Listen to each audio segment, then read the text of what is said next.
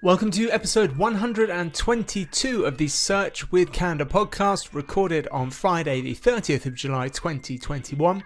My name is Mark Williams-Cook, and today we're bringing you the fourth in the SEO for e-commerce series partnered with Quickfire Digital, and we're going to be talking about internal linking for e-commerce sites. So we'll be covering questions like, should we link to products from our homepage? How anchor text affects rankings? Should we nofollow internal links? Are footer links any good? Is it possible to have too many links on a page? That and many more super interesting questions. Well, if you're an SEO at least. Before we kick off, I need to tell you this podcast is sponsored by the lovely people at Sitebulb. Sitebulb, if you haven't heard of them, is an SEO auditing tool. It's desktop based, it's for PC and Macs, which I hear the team at Sitebulb absolutely love. And normally at this point, I tell you a whole bunch of things about Sitebulb or some of the specific features that I found particularly helpful, because I am a Sitebulb user. I've used it for many years in the agency. And, you know, we wouldn't have someone sponsor the podcast that we didn't believe in the tool or service or whatever it is that they're doing. That's the point, right? That I'm kind of recommending this to you from a personal level. And this sponsorship, at least in this episode, it's going to be a little bit embarrassing, because in this conversation I have with Nathan Lomax from Quickfire now talking about internal linking, Sitebulb came up approximately 162 times, to the point where Nathan had to interject and mention that his podcast, his episode, his webinar was not actually sponsored by Sitebulb. And this wasn't because I was trying to specifically plug them. It was honestly because the questions he was asking me around internal linking and tooling, normally Sitebulb, in my opinion, was the best answer for the people listening. And I just think that says more than I could possibly say in this kind of segment about Sitebulb. But we're going to be talking specifically about internal links, and that's one of the things I think that Sitebulb is really strong with. So that is, it can do this audit of your site based on the crawl, and it will give you really nice data about your internal linking structure, what anchor text you're using, which pages are important based on your internal linking. I haven't seen anything else that gives it so quickly and so clearly. Here's the great news. You get a special offer if you're listening to Search with Candour. So go to sitebulb.com/SWC and you get an extended 60-day trial of Sitebulb. So you don't need any credit card, no payment up front. So it's completely free to test, see if you like it. And as you'll hear in this recording now with Quickfire, there's a lot of good uses for Sitebulb.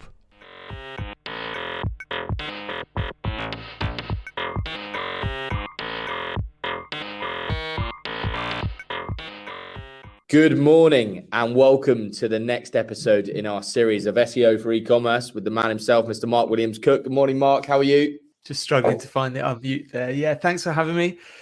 Number 4, I think it is, isn't it? Mate. Number 4. I've had some wonderful feedback from those that are attending. Thank you for all of your kind comments coming in. For those that cannot make it live, remember this will be recorded. But for those that are able to join us live, please do put your comments in the chat. And as ever, we will do our best to get round to them. Now, because we're starting to get some momentum here, we've already had a few questions come in. So I will start with those, and then we'll come to any live questions as we go through today's session. And so, Mark, without further ado, today's session is going to be around internal link building and internal linking within a site. And so number 1 for internal linking, I mean, from a UX or a user experience point of view, at Quickfire, we, of course, understand how critical this is, but it's also a key part for SEO. From your perspective, can you give us a quick overview of internal linking and why it's important within the SEO landscape? Yeah, sure. So keep it really simple to begin with. When we talk about internal linking, it's nothing complicated. It's literally just describing how your web page is linked together through hyperlinks, which is the old-fashioned name for those things we click on that take us to other pages on the web. It's what the web is made from, which is essentially documents that are linked together. Why it's important from an SEO point of view, again, is this is really the architecture around how search engines and crawlers work. It's about them discovering pages through links.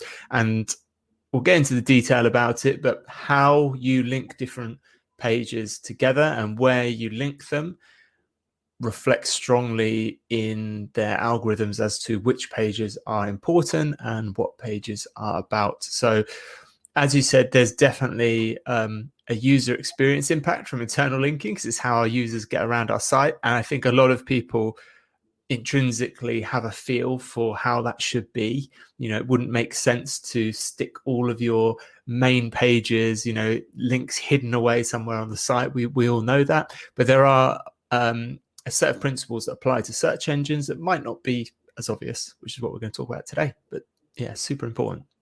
Before I dive into those, just a quick question around opening in a new tab versus the existing tab. Is there any kind of right or wrong methodology here? I've always signposted people to say, if it's an external link like a PDF or something like that, which is maybe difficult to come back, go in a new tab. If it's your own site, go in the same tab. Is there any detrimental reasons for an SEO purpose to use one over the other, or both fine? From an SEO point of view, there isn't any. I think nowadays people avoid new tab links. So this isn't my area of expertise, but I believe there is a security concern now around links automatically opening in new tabs. But yeah, from an SEO point of view, makes no difference. Personally, from a UX point of view, I'm not particularly a fan of new tabs now, because I think it's rare that you get an experience where someone's, say, interested in a website, they click on something and then they're taken away and they're like, oh no, I'll never get back to that page I was reading. I think everyone's pretty good with browser controls and stuff now. I'm pressing the back button. yeah, right. It's like, oh, if only it was there. To get to that level.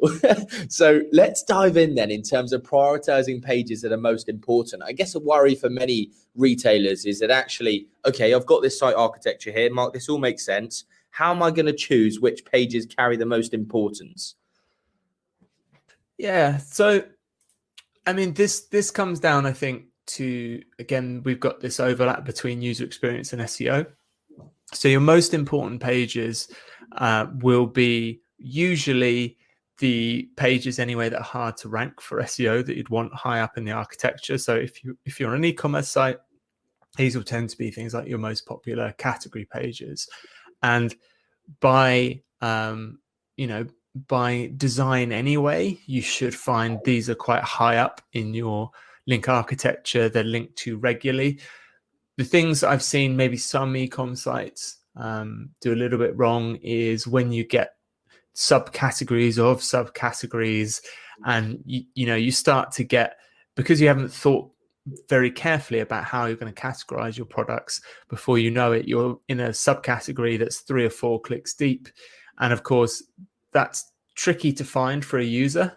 And again, from a search point of view, the logic from a search engine point of view is if a page is linked to from many other pages or in prominent places, it therefore is probably an important page, right? If a page is only accessible through one link that is only found on one other page that itself is buried away, how important can that page really be? Because it's not going to get that many users to it. And I think it's a really good question to think about, again, in terms of users, in terms of search engines. So prioritizing which pages are most important, most likely going to be your higher traffic pages that are broader in intent. So category level pages generally for e-com sites. Perfect. Now, in question around what about page rank? Because this is something e-commerce websites need to factor into their SEO plans. What actually is page rank? And perhaps you can just talk a little bit about it so others understand. Sure. So page rank is one of the bigger original formulas that Google kind of became famous for. So the thing that separated Google from other search engines was they based their algorithm around looking at how different web pages and therefore different websites linked to each other. And they came up with this algorithm called PageRank, which what Google was originally based on when Google was called Backrub originally. And all PageRank is every page that's created on the web has a tiny, tiny amount of this PageRank. It's assigned some PageRank. And when this page links to another page, there is a certain amount of PageRank it can essentially pass over, if you like, to the pages that it links to. So what happens is, as this graph of pages grows, PageRank kind of gets lumped on certain pages that are popular, that are regularly linked to. So the thinking is, if you had a random web surfer clicking on links on the web, pages that had high PageRank are statistically the most likely place that they would end up. Therefore, they're probably important pages. Now, PageRank has moved on since then, although Google has said very recently they still use a version of PageRank in their algorithm. And we talk more about now what are called reasonable surfer models, which means if you have two links on a web page, and one is this big in your CSS, there's a huge link, and one is a tiny footer link, we know that there's not an equal chance that either one of those links will get clicked on. The surfer will likely click on the most prominent, the biggest link. So we think about that as well now when we think about internal linking. But this is essentially what PageRank and its predecessors were trying to describe, which is how popular are particular pages, and from popularity, it's one metric you could use to try and discern how important a page is. So this relates to internal linking, to literally what we were just talking about, which is, I don't think it's maybe useful to have discussions anymore about PageRank unless you're kind of being geeky and interested in the why it works that way. It's maybe easier for marketers, for web designers, just to think about what it's describing, which is that important pages should be linked to internally, regularly from other important pages. And we can talk later about, there's all kinds of software and tools you can use to help you get like a bird's eye view of how things are linked together and how search engines understand. That's exactly what I want to ask. Is this okay. Cool? When talking about PageRank, how do I go and find out the PageRank on my site to know, okay, these are, as seen by Google, these are your most important pages? Yeah. So Google a long time ago used to actually have a thing called Toolbar PageRank, which was it wasn't directly PageRank, but it was a 0 to 10 sort of scale that they would give to each page on the web, and used to be able to get a toolbar, and it would tell you roughly what the page rank of this website was, and it would be a good way to work out which pages Google considered popular or not. Unfortunately, it led to all kinds of problems in terms of Google essentially then gave an objective metric for people to sell links to each other, and it just became a lot more trouble than it was worth. So they actually canned that. So Google don't publish any information themselves on this is what the page rank of this page is or anything like that. It would be possible to calculate it yourself because the page rank formula is published, but obviously you'd need to kind of crawl the whole web, which is kind of time consuming. From an internal linking point of view, and that's what I'm going to stick to because there are other tools, but we're kind of straying away from internal links there. If you want to look at how your pages link together internally, there's a really neat tool called Sitebulb. It's at sitebulb.com. They do a free trial. And what that can do is it can crawl your website, and it has a link report functionality, which will list all of the internal links on your site by how many times a specific page has been linked to, and it will assign them an importance on 0 to 1, 1 being most important. So it will say from your internal links, these are the pages that you've you've kind of described as the most important. And then it goes on to give you other useful information that we haven't touched on yet, like anchor text, which we can come to later.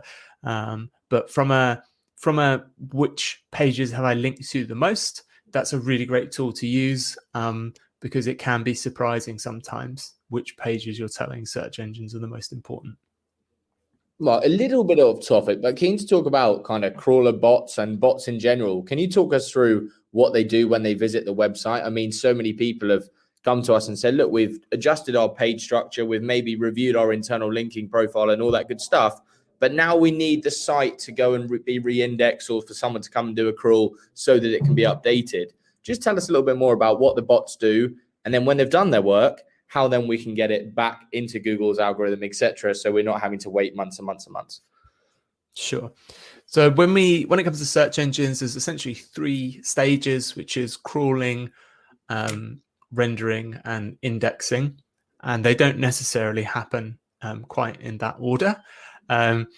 So Googlebot is normally the terminology we use when we refer to Google's spider robot. So a spider robot is essentially an automated piece of software that goes around the web and clicks on every link that it finds. And its job is basically to discover new URLs, new web pages, whether that be of images or HTML pages. The term Googlebot, though, just to confuse everyone, is kind of used interchangeably with all of Google systems by Google themselves as well. So don't let anyone be too picky about how you use it. I use it just to describe the crawler Googlebot.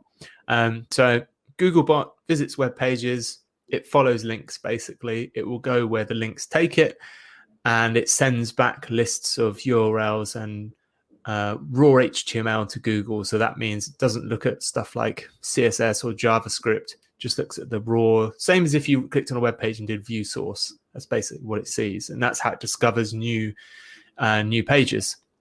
What then happens back at Google kind of HQ, if you like, is they have an infrastructure which they refer to, again, normally as Caffeine. And Caffeine does the rendering part, which means that it processes the CSS, so how the website's styled. It processes, if it can, the JavaScript. So if you have got a website that's reliant on client-side JavaScript, Google will try and do that. And then a decision is made, and it can be made as well before that rendering is done, as to whether your page will be indexed. So just because a page was crawled means it was discovered by Googlebot, doesn't necessarily mean Google will choose to index it. If Google doesn't think the page is important enough, and by important enough, that can mean how it's internally linked to, how it's externally linked to, the content that's on the page, it may not index it. So it may not ever be included in the search results. Hopefully, if you've done everything right, you've got good content, unique content, you've got backlinks from other sites, you've linked to it internally, Google will deem it worthy of indexing, and then obviously it will appear.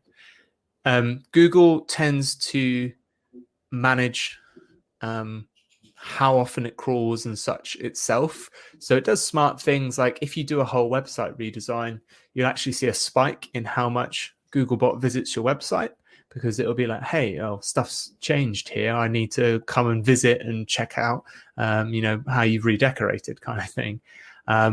Google also learns things like if your site maybe goes down because it's crawling too much, it will slow down how much it crawls. If it detects your website updates content really regularly, it might start visiting a bit more. But generally, how often your site is crawled, which will determine how quickly your content gets re-indexed or refreshed, if you like, when new content gets discovered, is dependent on how many links you have from other websites, because it's those links that are sending Googlebot to you. So again, remember we talked about PageRank and how the web links together, and that's the probability that the surfer will be on any one page at any particular time. Same applies to Googlebot. So we've got trillions, some huge number of Googlebots bouncing around the web, and they're just following links. So it means that the pages with the most incoming links at any one time are where there's most likely to be the most Google bots sort of crossing paths. And therefore, if that page changes, it's always got, Google's there like every 2 or 3 seconds because it's come in from some other link somewhere else. Whereas if you've published a page and it's only got one link from somewhere, you may only get visited, once a week as Googlebot kind of drives by. So yeah, having a site that gets regularly refreshed in Google is down to you convincing Google you're worthwhile and you're popular enough to do so. Well, I love your analogy around the redecorating. And okay, you've just the house refurb, but what about if you just redecorate one room? And in our case, you're just going to have a revamp of the homepage, but you're not going to do all the other pages. Can you tell these robots actually just do the homepage and don't worry about all the others? Because actually, it's a waste of their time. It's a waste of your time. You just want them to recheck the homepage.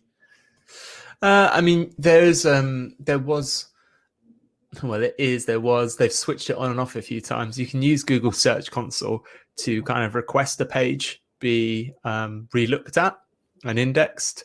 That puts it in a queue that kind of speeds things up. I mean, if it's your homepage, generally you will find without any effort, naturally, homepages are where most links go to on a website. So internally, probably every single page links to the homepage, right? Because you've got a logo you can click on. And in terms of other websites linking to you, they probably have linked to your homepage.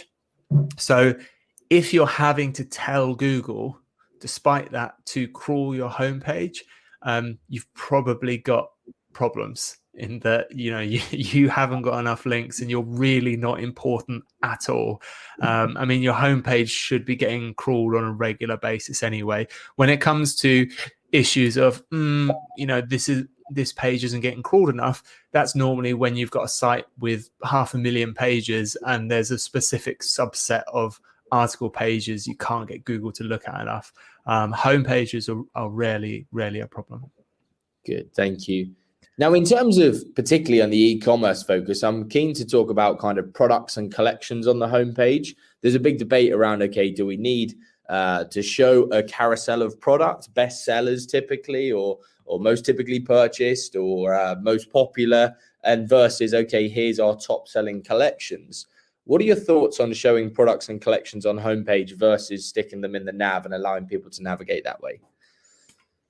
Yeah, so I'm going to talk again here, which you probably shouldn't do, but strictly from an SEO point of view, because we can get into very long user experience discussions, especially if we talk about carousels. But from an SEO point of view, so objectively, there is definitely benefit if you link to what we refer to as deep pages from the homepage. I'm defining a deep page as ones that are not directly accessible from a main menu. So this may be specific products. So the only way you could get to this specific product is normally maybe I go onto the main menu, click on a subcategory, and then have to click a couple more times. So if that was the case, as we said, Google would say, okay, well, this product page is of medium or low importance because we have to click a few times to get there. If we stick that link to that product on the homepage, again, as we said, we know naturally the homepage is the most important page on the site, not because it is the homepage, but because it's linked to from every page on the site, and it's where most people link to. And then we're passing that authority, whether we're thinking about page rank, if we want to be nerdy, directly to that product page. So we're telling search engines, hey, this product page is actually super important. So what we're doing is not artificially, but we're raising the importance and the popularity of that one particular product page, which means it's very likely to rank better than it would do. Now, this doesn't, there are limits to this. You can't just put all 2,000 products on your homepage.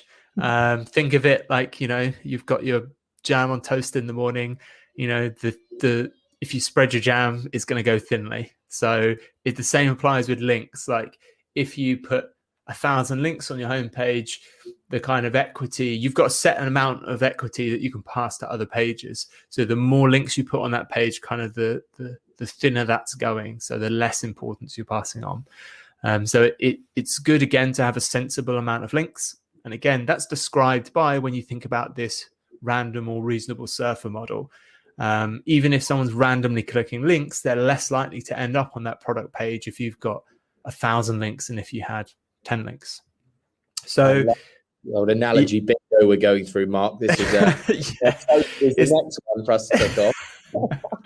So yeah, it can be a really useful tool if you know, for instance, that you've got maybe, Halloween's coming up and you've got some specific products that you want to rank in terms of that. So in the week or so coming up to Halloween, I might start linking to those products from the homepage in an effort to boost their ranking. People say, should we put bestsellers on the homepage? Yeah, you could do. I mean, the reason I would look at why they're bestsellers, because if they're bestsellers because basically they're already ranking really well, you kind of don't need to put them on the homepage. So I might choose something that's ranking position 3, 4, or 5, because then featuring on the homepage actually might push it up to position 1, 2, or 3, which is going to give a bit like the chef's supper in a restaurant where there's certain bits you want to get rid of or shift. Maybe this is an opportunity to say, okay, these products aren't shifting as well as some of the others. Therefore, we'll put them in a most recently purchased or whatever, and hopefully encourage more people to purchase. I like Is that why they do that in restaurants? That is 100% why the chef's supper is always just nonsense from months gone by. It's just like, we need to get rid of it. I feel so naive now. Yeah, no, that's absolutely right. So I think it's a good way to get people to discover other products that might have potential. Yeah.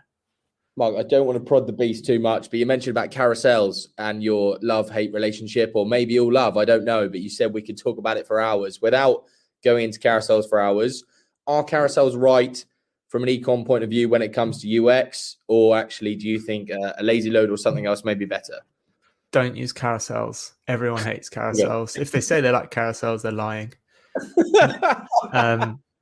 I've seen it proven many, many, many times how they negatively affect performance.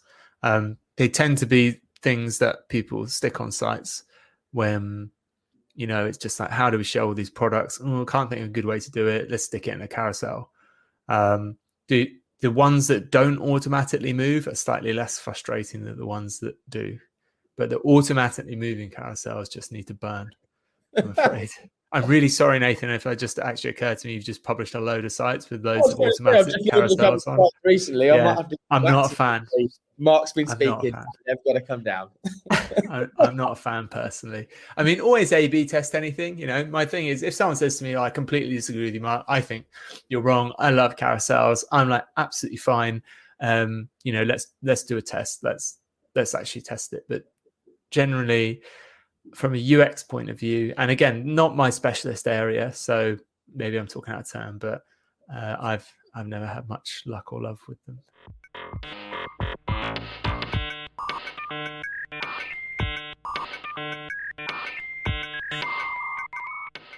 And while we're in the midpoint of the show, I would like to introduce our sponsor Wix, who has this update for you. URL customization on Wix is now available on product pages. You can now customize URL path prefixes or even create a flat URL structure if that floats your boat. Plus, Wix automatically takes care of creating 301 redirects for all impacted URLs. Full rollout coming soon. Also, fresh off the press, bot log reports. Get an easy understanding of how bots are crawling your site without any complicated setup right inside of Wix. There's so much more you can do with Wix. You can now add dynamic structured data, upload redirects in bulk, including error notification and warnings, and fully customizable meta tags and the robots.txt file. You can get instant indexing of your homepage on Google, while a direct partnership with Google My Business lets you manage new and existing business listings right from the Wix dashboard. Visit wix.com/SEO to learn more.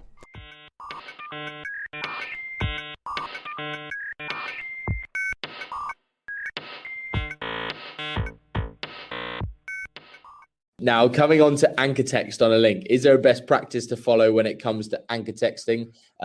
Do we need to worry about over-optimization on pages, or actually is anchor text super important when it comes to internal link building?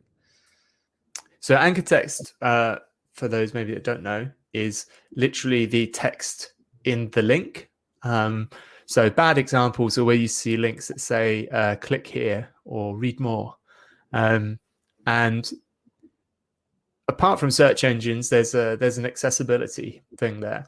So screen readers, for people who are maybe partially sighted or non-sighted, will read out the anchor text of a link, and it's helpful to describe what the following page is. So rather than saying, link, click here, link, click here, if it says something like link, download case study, link, whatever it is, see product range, that's a lot more helpful. For sighted users anyway, how we use the web, when you scan a page, if you see what you recognize as links and they say what they're going to, it becomes a lot easier to scan the page because you don't need to read the surrounding context of the text to work that out.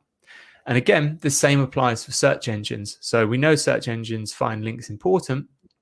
They take that anchor text very seriously in terms of describing what they're expecting to find on the next page.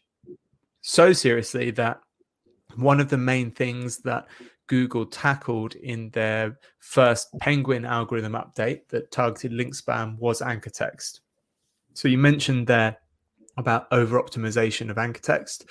So the kind of old link building technique, and when I'm talking about link building now, I'm talking about other sites linking to you, was you would desperately try and get people to link to you with the term that you wanted to rank for. So if you're selling Elvis t-shirts, you're asking people to link to your category and can it please say Elvis t-shirts.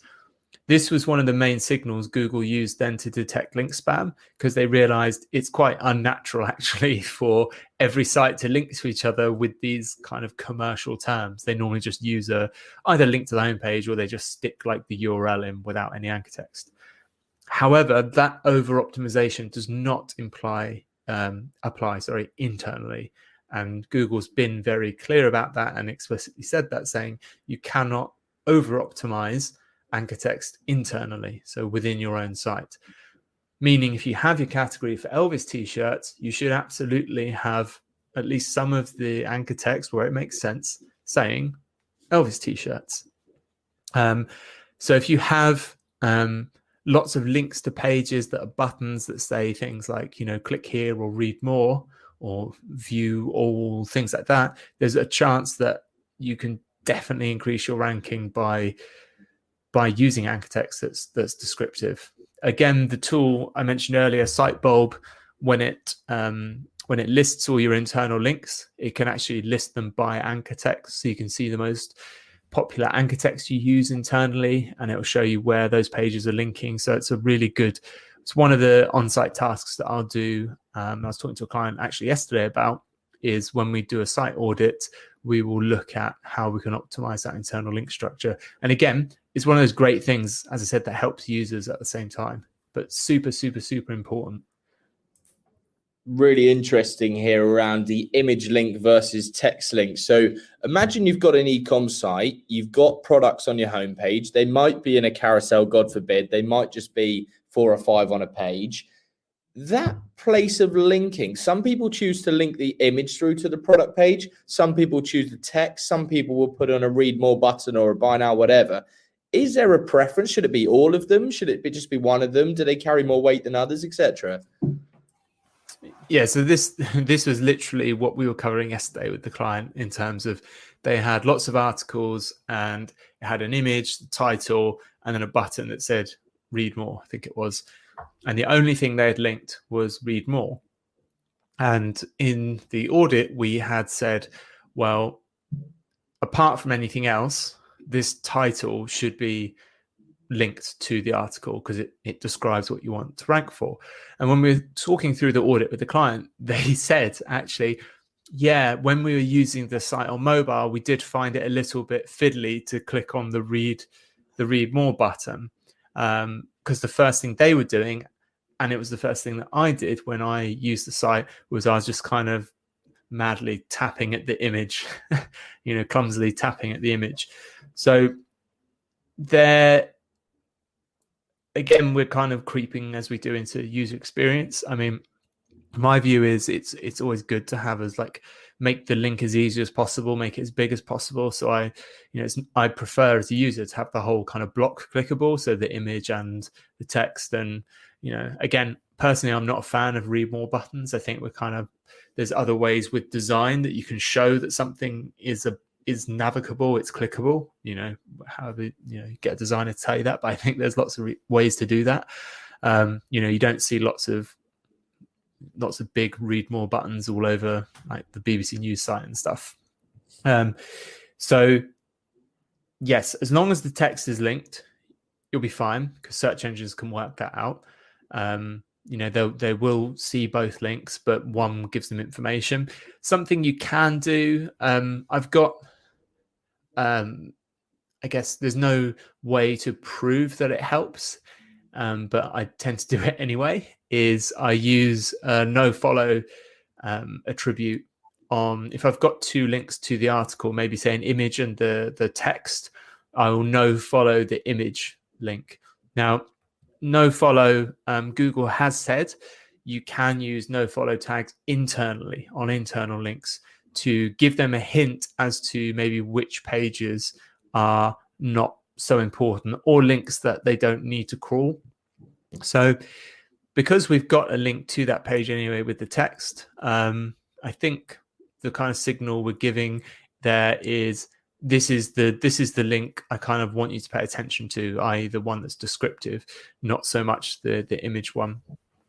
I couldn't tell you, to be honest, whether that definitely has an impact, but it's one of those things that is applied at a template level. It's certainly, in the tests I've done, never had any negative impact. And so the actual cost time of doing it is very, very, very small because it's automatically applied.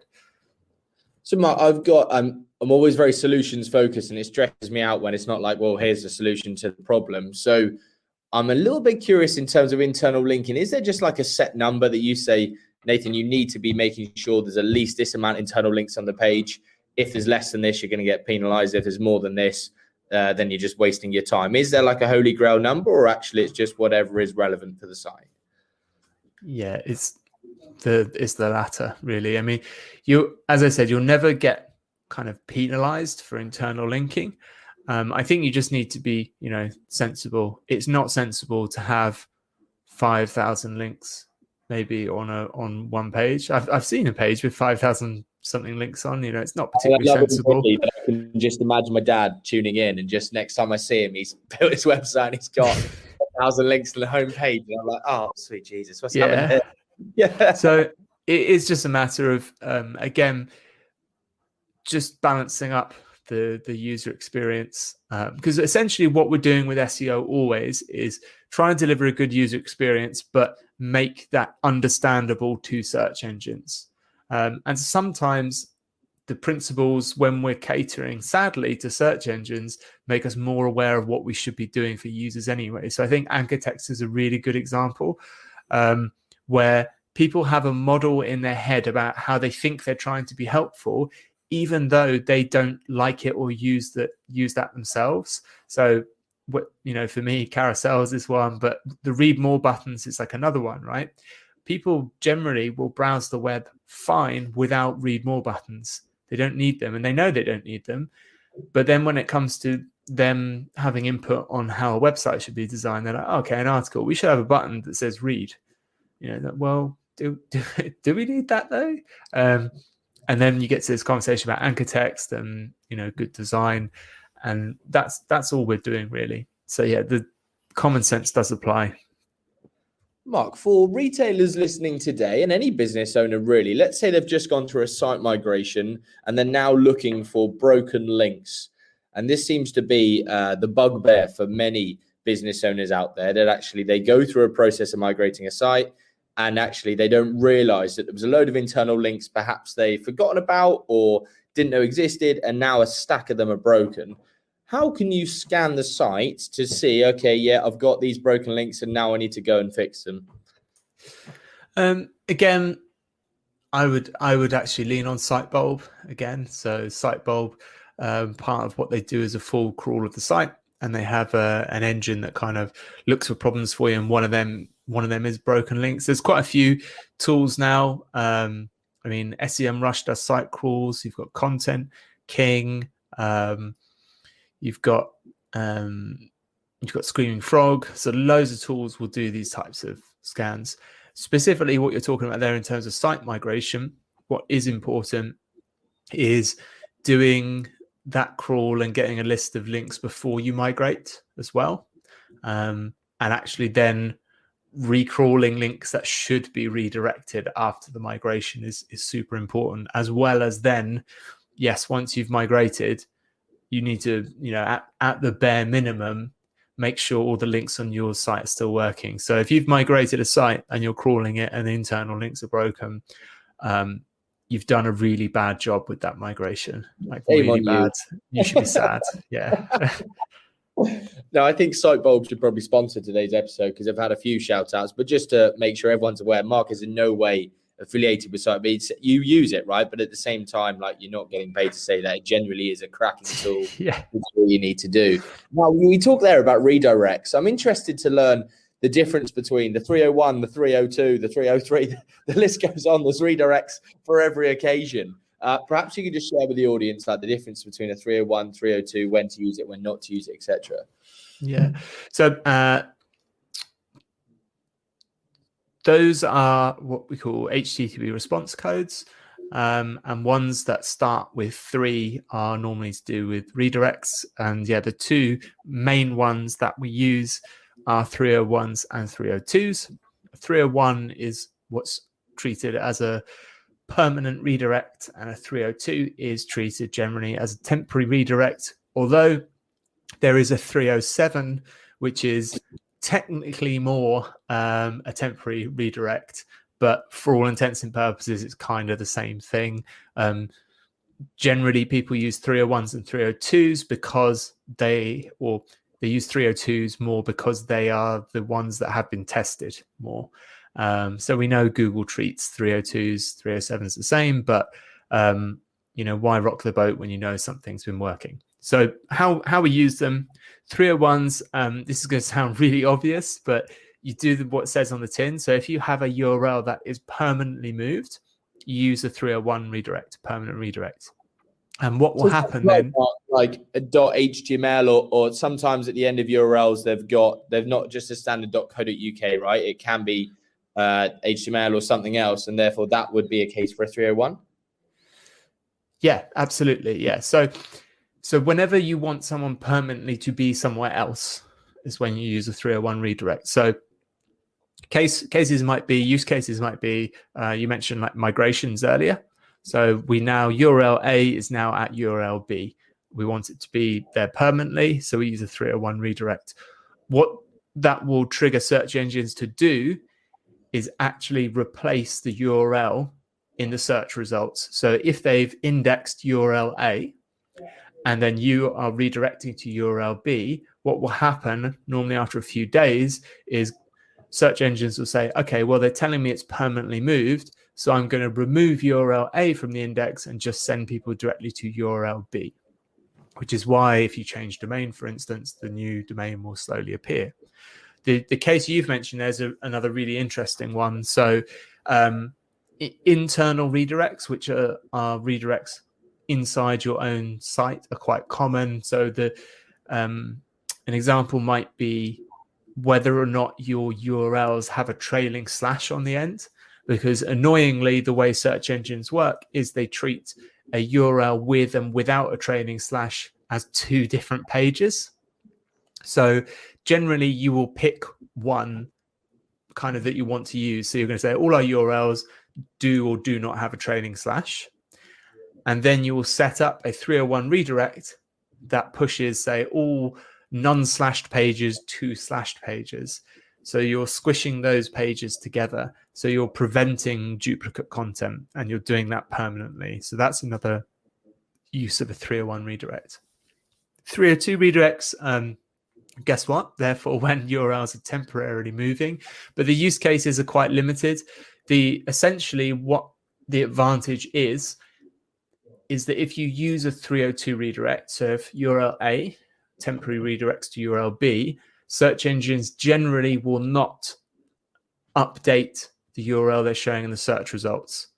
So if you are temporarily showing, for instance, you're sending people off to a page because of coronavirus, maybe, but you want to keep your old page ranking, you might use a 302 redirect if you know it's only going to be like a month, because you can send users there very reliably, and search engines will keep your original page ranking. So when you remove that 302, it will just go back to what it was. Word of warning that if you leave 302s in place for months and months, they will just get treated like 301 redirects. Search engines will say, hey, they probably used the wrong one. It's been 6 months. It doesn't look like we're on a break. It's actually happening. So I'm just going to treat it as a permanent redirect. Love it. In terms of 2 questions on that, one is around 301 redirects. So let's say you go through the site, you make a load of 301 redirects, you're really chuffed, and then, oh crumbs, you've made a mistake. Actually, you look 3 days later, and those 301s you've set up, maybe a couple of them aren't going to the right place, etc.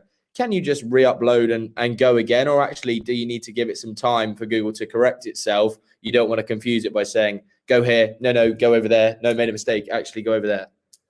Well, first of all, you've done a bad job and you should be sad again. Secondly, if you have, so say you have migrated URL A to URL B, and then you've gone, oh crumbs, we should have migrated it to URL C.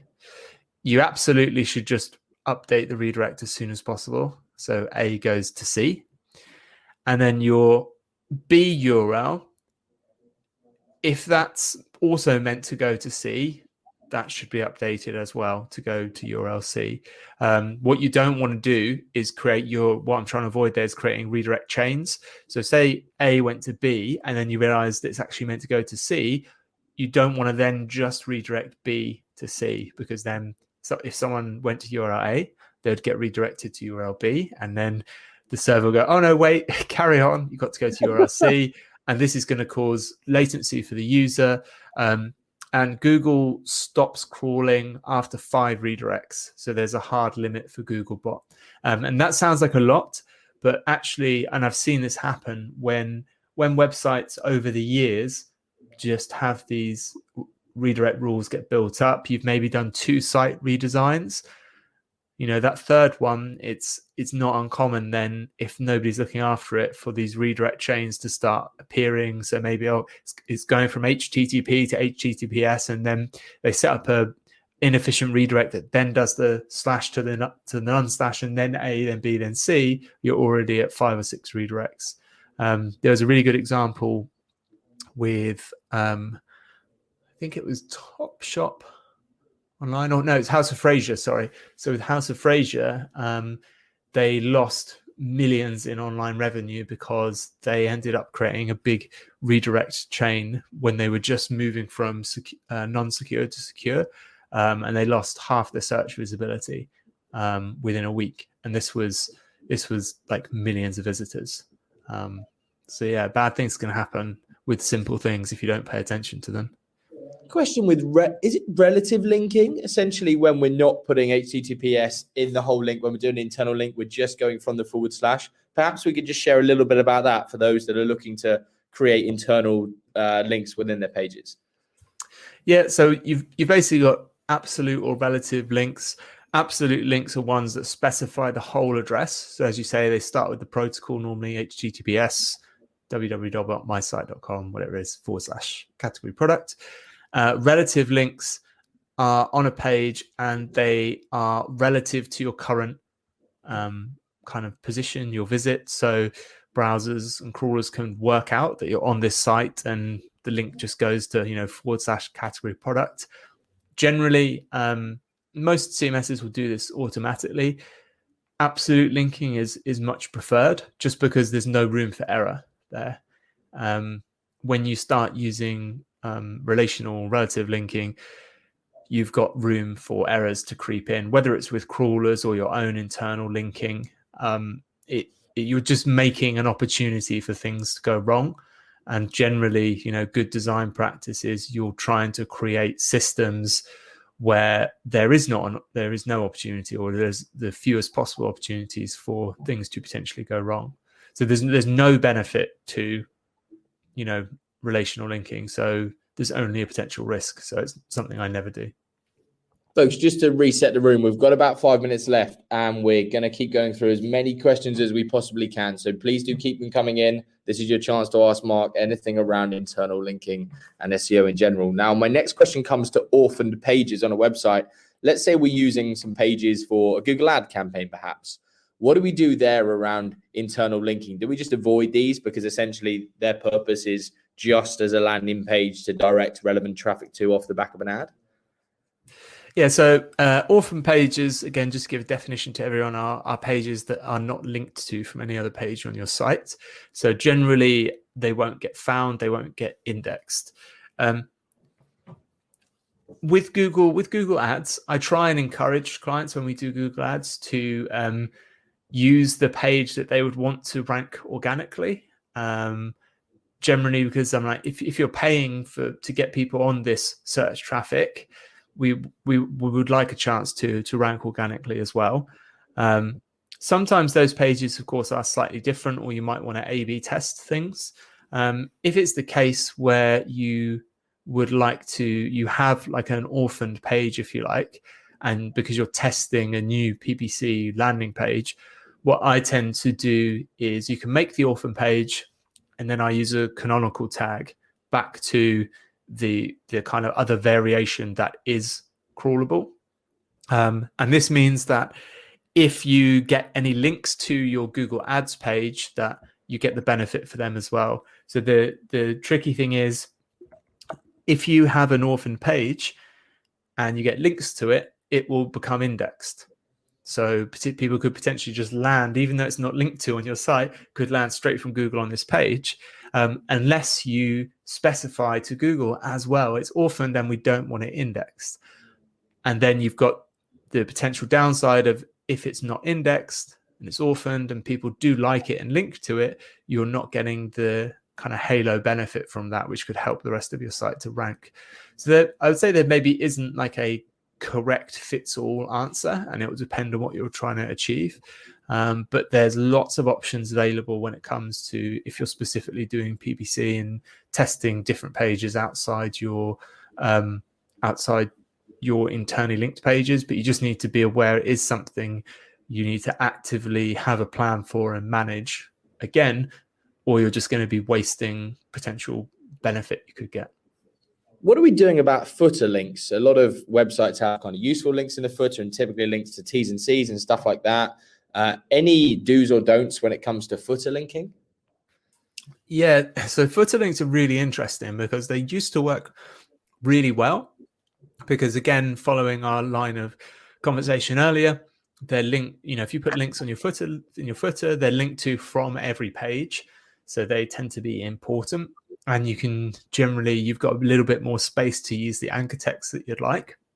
However, Google's pretty smart now in that it will recognize what are menu links on a site. So Google will work out what are templated links and what are kind of editorial in content links.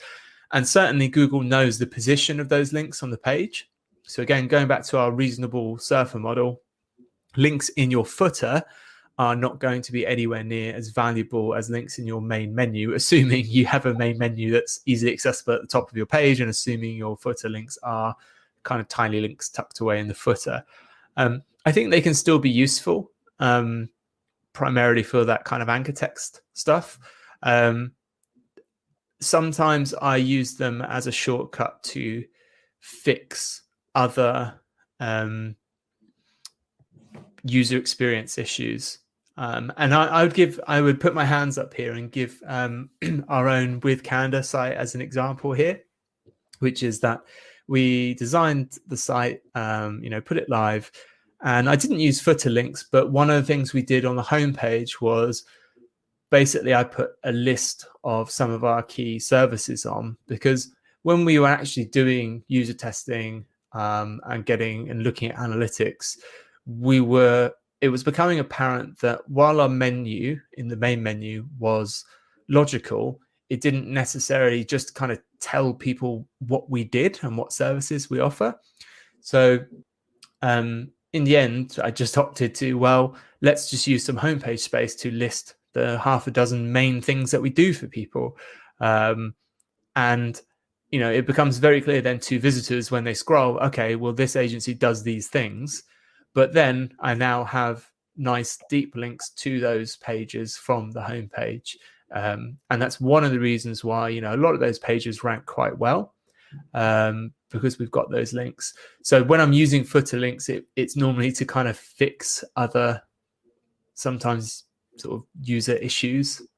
So they can be helpful, but they're certainly not like a hack that's going to make pages rank well that otherwise shouldn't. Mark, last couple of questions. We've just had some lovely feedback in from Mahala, which is really the theme of the last 4 sessions. She says, I can't believe this level of practical knowledge packed into a live chat. Thank you so much. It's really lovely to hear that, and I'm glad you're enjoying it. 2 to go, Mark. We'll eke a little bit more value out of you. In terms of any other tools you recommend when it comes to internal or external link building, are there any tools that we can give to the audience today to say from 10 o'clock when we finish this session, go away, go and look at Sitebulb, go and look at this one, get yourselves an account and get cracking? Yeah, absolutely.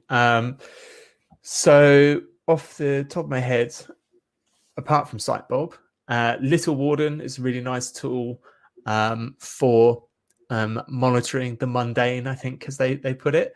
So this is if things break, it's a really, really good tool to monitor if pages are going down, links are breaking, that kind of thing. Screaming Frog has been around for a long time, one of the most popular web crawlers. It's similar to Sitebulb, but different, but another tool a lot of people use. Content King, so you can go to trycontentking.com, get a free trial. That's like a cloud-based crawler for your site. So it's basically like a software as a service version, I'd say, of something like Sitebulb. So it will constantly crawl your site. You have to pay monthly for it, but the advantage is you can get very fast updates if something breaks, like Little Warden. And then you've got the kind of suites of tools, like probably SEMrush is one of the most widely known ones. Very widely known because they had I think they're the only SEO tool. They had their IPO a few weeks ago, and I thought it was quite interesting. So I think it's the only SEO tool that's been through that process. So everything's becoming very serious now that we've got tools, you know, publicly traded. But that does a whole bunch of stuff. But that's got kind of site audit, if you like, facets similar to Content King, and will give you alerts. We'll tell you about anchor text, that kind of stuff. Yeah, there's loads of tools out there. It really just comes down to, you know, your budget and how big your site is, and, you know, if you've got people to actually use them. As with any tool, you know, without pressing my circus of analogies, these tools won't do the job for you. You know, they're tools. They will tell you things. Some of them will give you false positives. Some will completely miss things. They're all limited to what they can do in comparison to a human. And the only value you get from them is when you intelligently apply, you know, what they're telling you. Because I've seen, again, lots of people buy tools, they look at them and they don't really do anything with you know, they don't action it. But there's some good ones to start with. Mark, amazing. Thank you. So just recapping, we've talked about Jam on Toast. We've talked about Elvis t-shirts. We've talked about HTTP response codes. We've talked about Sitebulb for the 10th time. We've talked about all sorts of tools, and it's been a cracking session. But for those that are perhaps catching the very end of this episode, what is the one thing you would encourage everyone to do from today when it comes to internal link building?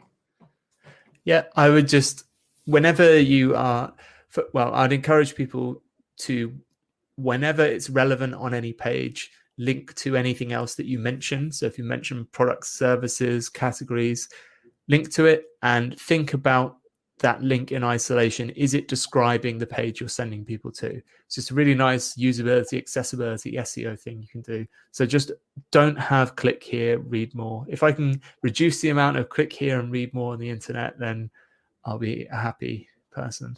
And carousels, back off the carousels. I'll leave carousels alone. But this is my thing. This is that's another battle for another day. Now, folks, Mark has very kindly once again given up an hour of his time to share all this knowledge with us today. Mark, for anyone that's interested to find out more about yourself or the business or to start working with yourselves, how can they find out more and where can they go?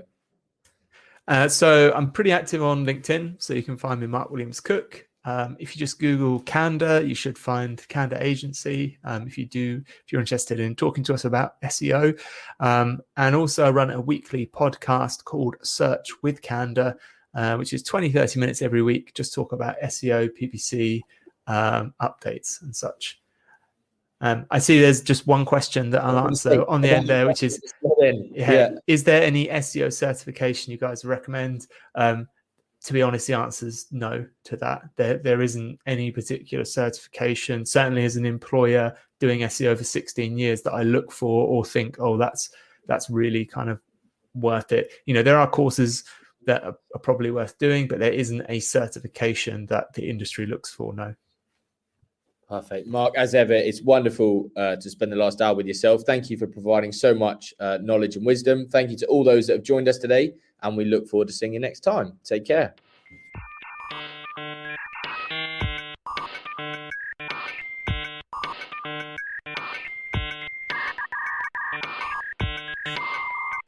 Hope you enjoyed that episode. There's more. There's always more. If you would like to join in on our LinkedIn live sessions, we will be doing another SEO for e-commerce series, and we may actually extend this series because it's been so popular, open it up every time we're getting more and more questions. But if you follow me on LinkedIn, so just search for Mark Williams-Cook, you will find me. I believe I'm the only Mark Williams-Cook there. If you find me and either connect with me or follow me, you'll get notifications as to when we're planning on doing these live events, and it'd be great to have you join in. Of course, I'll be back in 1 week's time with a normal show for you, a kind of regular news SEO PPC episode, which will be Monday the 9th of August. Hope you tune in, tell a friend about the podcast if you're enjoying it, and of course, I hope you have a wonderful week.